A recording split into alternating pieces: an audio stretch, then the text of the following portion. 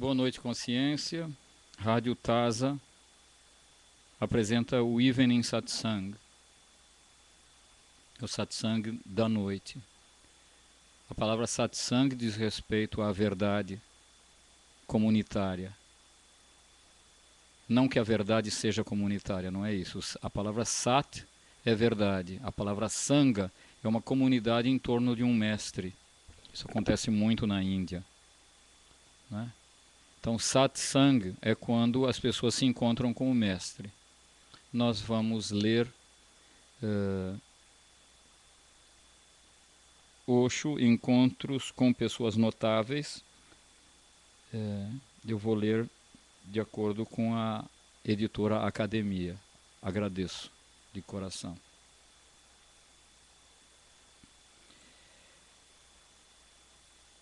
Da última vez que nós estávamos falando sobre Gautama Buda, nós lemos: toda a religião de Gautama Buda pode ser reduzida a uma única palavra, e esta palavra é liberdade. É a essência da sua mensagem, sua própria fragrância.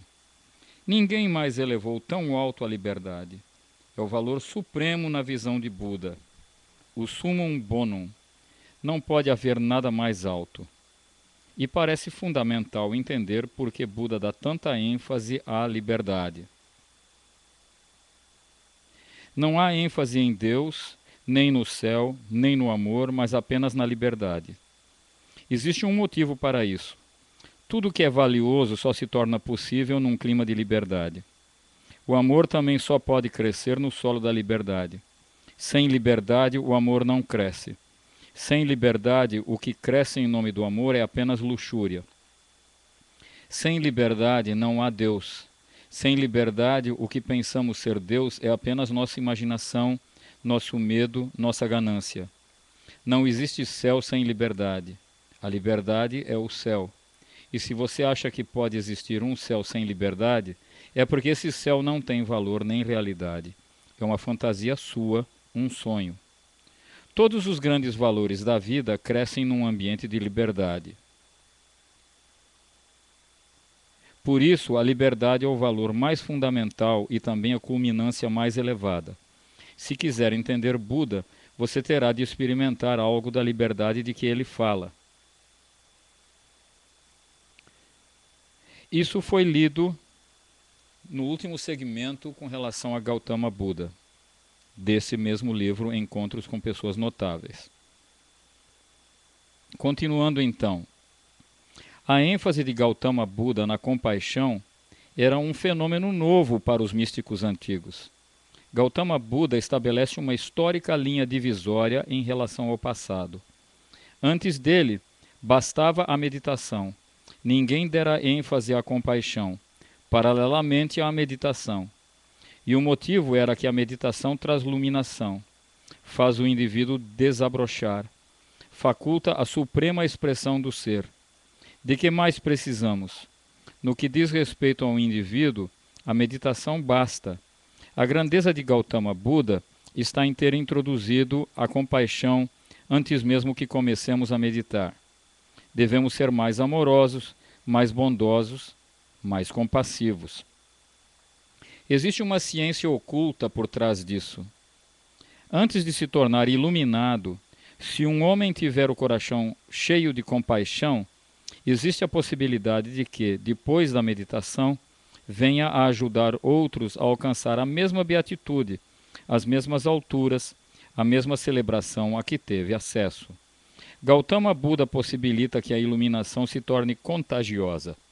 Mas, se a pessoa sentir que já voltou para casa, por que haveria de se preocupar com os outros? Buda torna a iluminação altruísta pela primeira vez, transforma-a numa responsabilidade social. É uma grande mudança, mas a compaixão deve ser aprendida antes de ocorrer a iluminação. Se não for aprendida antes, nada haverá a aprender depois da iluminação. Quando alguém entra em êxtase consigo mesmo, até a compaixão parece impedir a sua alegria. É uma espécie de perturbação do seu êxtase. Por isso é que se tem notícia de centenas de iluminados, mas muito poucos são os mestres. Ser um iluminado não significa necessariamente que a pessoa poderá tornar-se um mestre.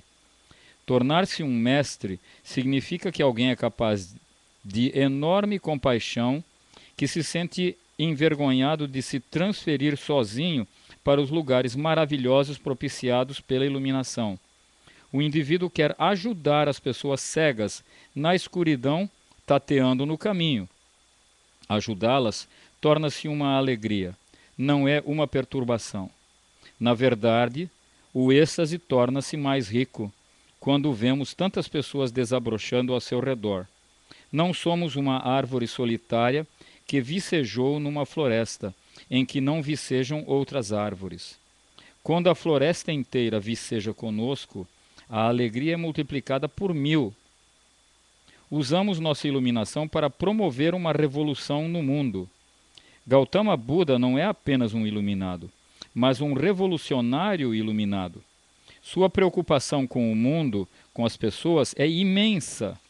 Ele ensinava aos discípulos que, quando meditassem e sentissem o silêncio, a serenidade, uma alegria profunda borbulhando em seu interior, não se apegassem, oferecendo tudo aquilo ao mundo inteiro. E não devemos nos preocupar, pois quanto mais dermos, mais seremos capazes de conseguir. O gesto de dar é de enorme importância quando sabemos que dar não nos priva de nada. Pelo contrário, multiplica nossas experiências. Mas o homem que nunca teve compaixão não conhece o segredo da doação, não conhece o segredo da partilha. Aconteceu que um de seus discípulos, um leigo, não era um sannyasin, embora fosse muito devotado a Gautama Buda. Ele disse: "Vou fazê-lo, mas quero abrir apenas uma exceção. Darei toda a minha alegria, a minha meditação e todos os meus tesouros interiores ao mundo inteiro, exceto ao meu vizinho, pois esse sujeito é realmente um cretino." Os vizinhos sempre são inimigos.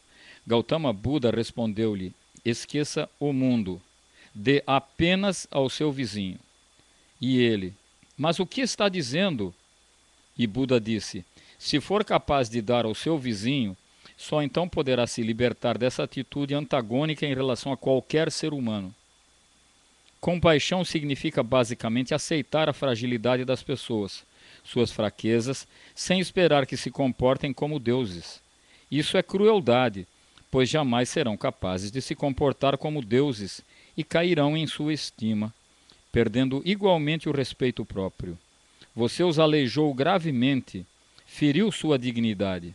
Um dos elementos fundamentais da compaixão é infundir dignidade em cada um, tornar cada um consciente de que o que aconteceu a você pode acontecer a ele, de que ele não é um caso perdido, não é indigno, de que a iluminação não precisa ser merecida, é da própria natureza de cada um.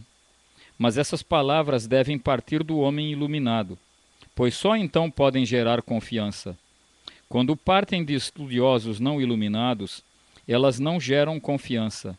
Através do homem iluminado, a palavra começa a respirar, começa a ter um batimento cardíaco próprio, torna-se viva, vai direto ao coração. Não é uma ginástica intelectual. Com o erudito, contudo, a coisa é diferente. Ele próprio não está certo daquilo que fala, do que escreve. Encontra-se na mesma incerteza que você. Gautama Buda é um dos marcos na evolução da consciência. Sua contribuição é grande, incomensurável. E em sua contribuição, a ideia da compaixão é a mais essencial. Mas é preciso lembrar que, sendo compassivos, não nos tornamos maiores. Caso contrário, tudo vai por água abaixo. A coisa se transforma numa manifestação do ego. É preciso lembrar de não humilhar a outra pessoa ao se mostrar compassivo. Caso contrário, não estamos sendo compassivos. Por trás das palavras estamos saboreando uma humilhação. A compaixão precisa ser entendida, pois é o amor amadurecido. A compaixão não se dirige a ninguém. Não é uma forma de relacionamento, mas simplesmente o seu próprio ser. Você se concede o prazer de ser compassivo com as árvores, os pássaros, os animais, os seres humanos, com tudo, incondicionalmente, sem nada pedir em troca. Eis aqui uma bela história para você. Paddy voltou para casa 1 hora mais cedo e encontrou a mulher completamente nua na cama.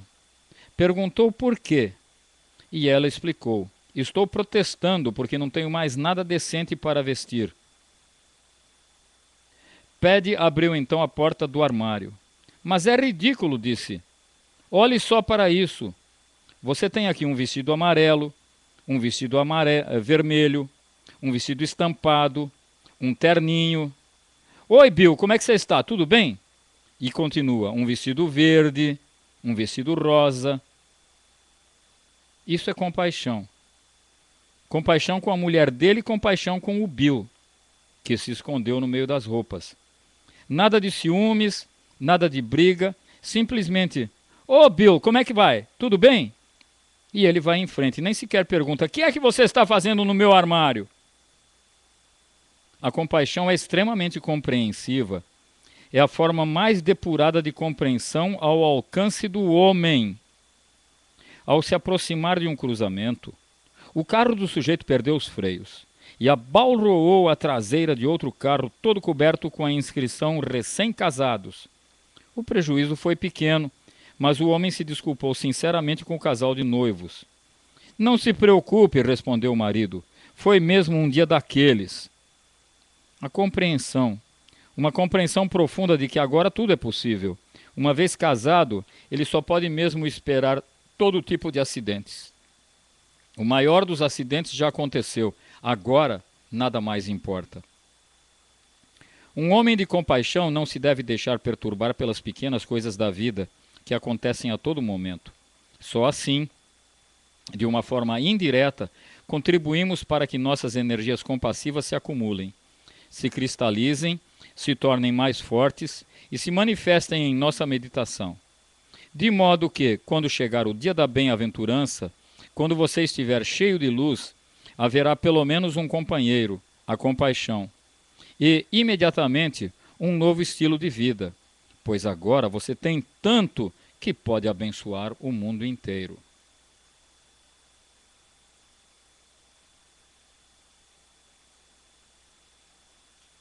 E continua Osho sobre Gautama Buda. As últimas palavras de Gautama Buda na Terra foram: seja uma luz para si mesmo. Não siga os outros, não imite, pois a imitação, a decisão de seguir, gera estupidez. Você nasceu com enormes possibilidades de inteligência. Nasceu com uma luz em seu interior. Ouça a pequena e tranquila voz dentro de você, e isso o guiará. Ninguém mais pode guiá-lo. Ninguém mais pode ser um modelo para a sua vida, pois você é único. Nunca houve alguém igual a você, e jamais haverá de novo alguém que seja exatamente como você. É essa a sua glória, a sua grandeza, o fato de ser absolutamente insubstituível, o fato de ser simplesmente você mesmo e ninguém mais. A pessoa que segue alguém se torna falsa, vira um pseudo, torna-se mecânica. Pode ser um grande santo aos olhos dos outros, mas lá no fundo é apenas destituída de inteligência e nada mais.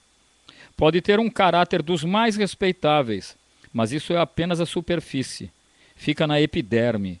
Esfregue um pouco essa superfície e você se surpreenderá ao ver que por dentro ela é uma pessoa totalmente diferente, exatamente o oposto do que é por fora.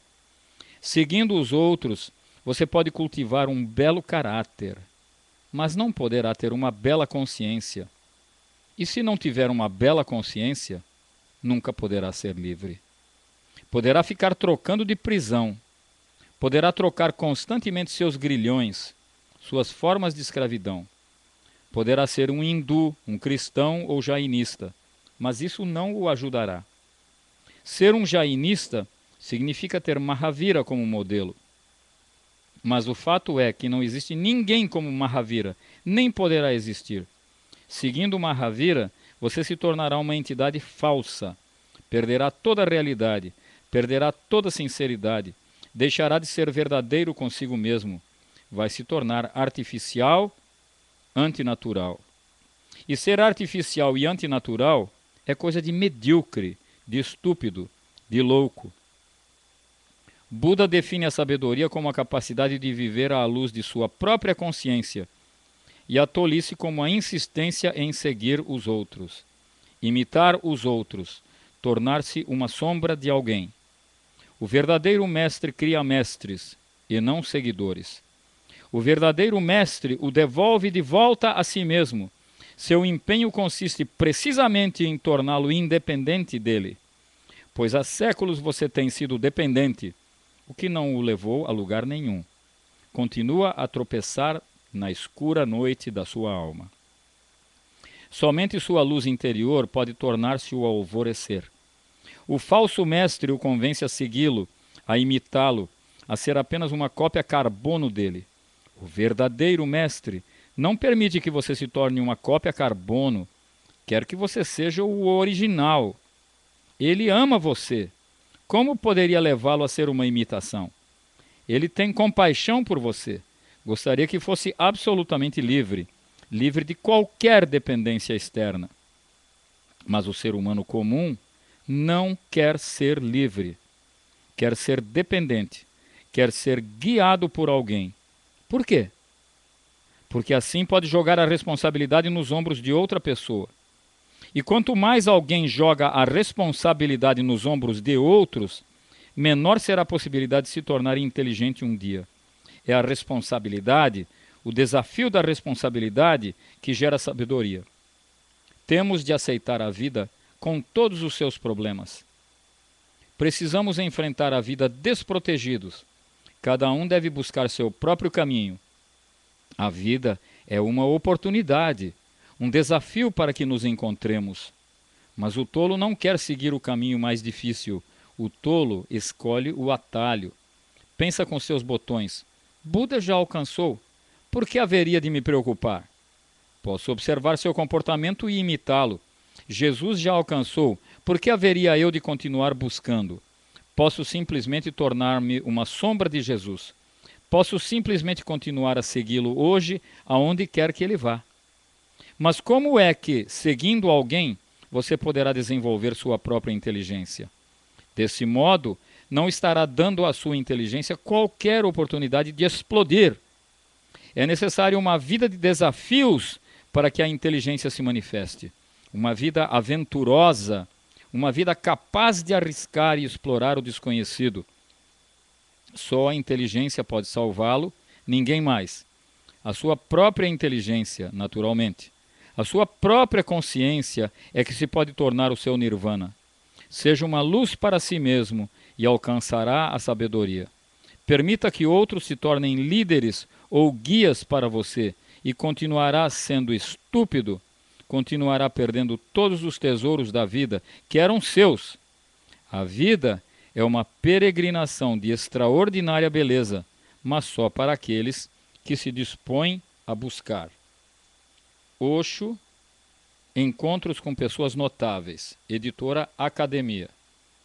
Termina por aqui o Evening Satsang de hoje, dia 22/7/2013, em julho. Um abraço.